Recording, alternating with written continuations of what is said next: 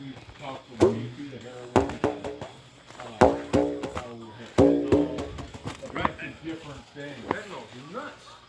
And some of the guys who were there were, bad car accidents, like that, they got hooked on whatever. And then all of a sudden, they're running the streets, doing this and doing that. Their doctor's running a pill shop for Oxy, and it's like he's giving these guys Oxy, and there's no repercussions of how people get addicted.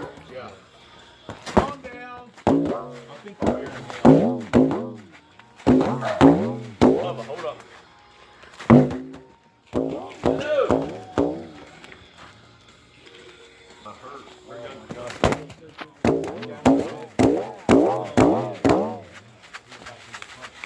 I was cooking.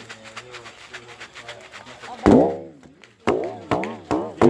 my legs, like right around where the motor was and stuff, or even super hot. Like I cut myself with one thing, no. Like I had blood running down my arms and my legs. You know, like I felt something, but it wasn't bad. And all of a sudden, I looked and like blood dripping from the tractor and me.